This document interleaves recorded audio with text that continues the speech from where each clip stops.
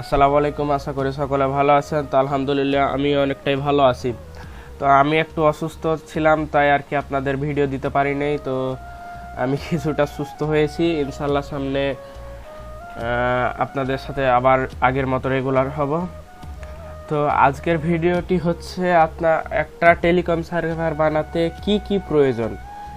এখন কি আর বলবো, কিছু কিছু মানুষের ভিডিও দেখলে তো হাসি ছাড়া কিছু লাগে না। মানে এরা কি আর বলবো, এরা বলে নাকি ওরা ছাড়া আপডেট এসডিকে অ্যাপসের কোড বা ইয়ার কোড কেউ দিতে পারবে না আপডেট এসডিকে। তো ভাই তাদের কাছে আমার একটাই প্রশ্ন, আপডেট এসডিকে বলতে ওনারা কি বুঝে বা আপডেট এসডিকে মানেটা কি, ওদের কাছে আমার এটা প্রশ্ন থাকলো। আর তারা আমাকে মিন করে অনেক কথা বলতেছে দেখতেছি।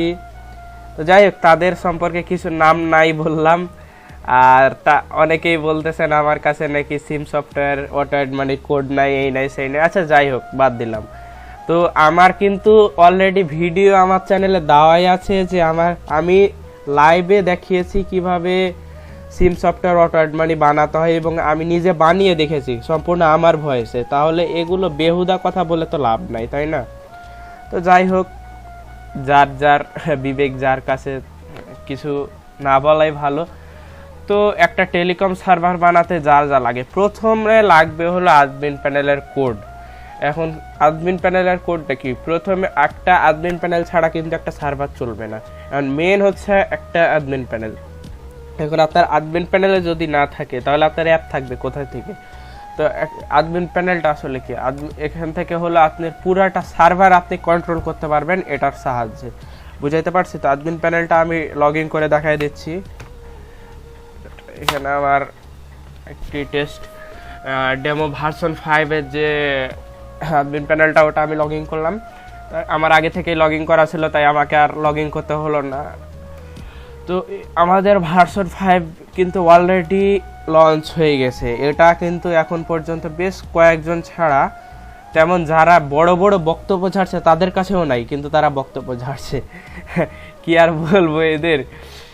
আচ্ছা যাই হোক, এটা হলো একটা অ্যাডমিন প্যানেল। এখান থেকে পুরো সার্ভার কন্ট্রোল হয়, এবং এখানের একদম কিছু কিছু আপডেট, মারাত্মক রকমের একটি আপডেট আনা হয়েছে। হাতে অ্যাডমিন প্যানেল থেকেই হলো অ্যাপসের কালার চেঞ্জ করতে পারবেন। একটি তো কিভাবে কালারটা চেঞ্জ করবেন দেখাই দিচ্ছি আমি। এই যে টুলসে গিয়ে যে স্লাইডস নামে একটা অপশান আছে, স্লাইডস নামে অপশানে গিয়ে এখানে এখানে আমার ইয়া হয়ে গেছে একটু, আর একটা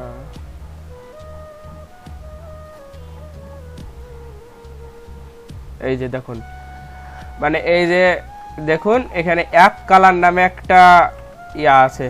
দেখুন এই যে অ্যাপ কালার, এখানে যদি আমি এই যে লাল সবুজ করি, এখানে কিন্তু সবুজ হয়ে যাবে অ্যাপের কালার। বুঝাইতে পারছি? এবং আমার গ্রুপে অলরেডি পিক দেওয়া আছে, আপনারা চাইলে দেখে নিতে পারেন। এবং আমাদের কাছ থেকে চাইলে আপনারা সার্ভার নিতে পারবেন কম রেটে একদম। তারপর আচ্ছা, অ্যাডমিন প্যানেলের কাজ শেষ। এখন হচ্ছে আর একটা হচ্ছে ইউজার অ্যাপের কোড। এখন আপনার যদি অ্যাডমিন প্যানেলের কোড আছে, এখন ধরেন আপনার ইউজার অ্যাপের কোড নাই। এখন ইউজার অ্যাপের কোড ছাড়া তো আপনি অ্যাপ বানাইতে পারতেছেন না। আর এখন ধরেন অন্য আপনি অ্যাডমিন প্যানেলের কোড আছে আপনার কাছে, আপনি অ্যাপটা অন্য কারোর কাছে বানিয়ে নেবেন। এখন আপনি যে মানুষটাকে বানাইতে দিবেন, সে হয় বাহানা বানাবে, নয়তো অসুস্থ থাকতে পারে, বা যে কোনো কারণে ধরেন আপনার কোডটা মানে অ্যাপটা একদিনে ডেলিভারি দিতে পারলো না, কিন্তু আপনার আর্জেন্ট লাগবে, সেক্ষেত্রে আপনি কি করবেন? তাই একটা ইউজার অ্যাপের কোড থাকাও কিন্তু অত্যন্ত একটা জরুরি ব্যাপার, তাই না? তো ইউজার অ্যাপের কোড মানে কীরকম? তো ইউজার অ্যাপের কোড হলো আপনার যেরকম একটা অনেকেই বানাচ্ছে ফায়ারবেজ দিয়ে। ফায়ারবেজের মেন প্রবলেম হলো কি, ফায়ারবেজের মেন প্রবলেম হলো এটা মানে হয় ভালো চলে, আমি বলবো না যে একদম খারাপ, সিকিউরিটি দিতে পারলে ভালো চলে, কিন্তু এটার প্রথমে ডাটাবেজ হ্যাক করা যায়। তারপর এগুলোর মানে সে তেমন সিকিউরিটি থাকে না, বুঝাতে পারছি। কিন্তু এগুলার রিনিউ চার্জ লাগে না, অনেকেই বলে রিনিউ চার্জ লাগে না, কিন্তু ভাই আমি তাদের বলি একটা ফায়ারবেজে যখন আপনার একটা টেলিকমে আপনি কিন্তু একদিনের জন্য টেলিকম সার্ভারটা নেবেন না, এখন আপনার যখন 500 থেকে 600 ইউজার হয়ে যাবে এমনিতেই কিন্তু অ্যাপ ক্র্যাশ করবে, গ্যারেন্টি, বুঝতে পারছেন। তখন আপনাকে মানে প্যাকেজ আপগ্রেড করাই লাগবে, ফায়ারবেজ যে প্যাকেজ থাকে। সো এগুলো ভংচঙের কথা বাদ দেন ভাই, কেউ কাউকে এভাবে ঠগায় না, যেটা আসল কথা সেটা বলেই সেল দিবেন আশা করি। তো আমাদের অ্যাপসের এটা একটা সুবিধা, আমাদের অ্যাপস ক্র্যাশ করবে না, মানে আপনি যতগুলো আপনার যদি হোস্টিংয়ের স্টোরেজ থাকে, এটা আমাদের যেহেতু ওয়েব অ্যাডমিন প্যানেল সেহেতু একটা হোস্টিংয়ে আমাদের হোস্ট করা থাকে অ্যাডমিন প্যানেলটা, এখন আপনার স্টোরেজ যদি থাকে তাহলে কিন্তু আপনার ইউজার অ্যাপ কোনো সমস্যা হবে না আশা করি। আচ্ছা, ইউজার অ্যাপের বিষয়টা গেল, এবার হচ্ছে auto add money permission panel এবং আপনার নিজের কোম্পানির নামে একটা সফটওয়্যার। তো অনেকেই বলে ভাই আমার কাছে কোড আছে, আমার কাছে কোড আছে, কিন্তু কেউ কিন্তু দেখাইতে পারে নাই যে আমার কাছে কোডটা আছে, তাই না? আর আমি সরাসরি আমার চ্যানেলে ভিডিও পোস্ট করছি, আমি নিজের ভয়েসে বানিয়ে দেখিয়ে যে কিভাবে বানাই। সো অনেক যারা এরকম করে তারা আসলে ক্র্যাক করে বানায়, কিন্তু ক্র্যাক করে কি প্রবলেম হয় আপনারা তো জানেন, যারা এই সেক্টরে আছেন জানেন, অ্যাপ ক্র্যাশ করে অনেক সময়, অ্যাপ সাপোর্ট করে না ফোনে, এই সেই প্রবলেম লেগেই থাকে। তো আমরা আপনাদের সরাসরি একদম অ্যান্ড্রয়েড স্টুডিওতে অ্যাপ বিল্ড করে দিব, বুঝতে পারছেন।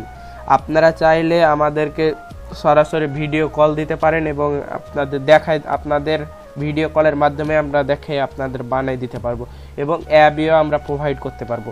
ওকে, তো অনেকে বিশ্বাস করবেন না, যা আছে আমি জানি যে অনেক মানে ঘাটতেরা লোক আছে আর কি, মানে বুঝে না, তাদের জন্য আচ্ছা আমি কোডটাও দেখাই দিতেছি। তো এই যে দেখুন, আমি আমার একটা সিম সফটওয়্যার কোড ইম্পোর্ট করে রাখছি।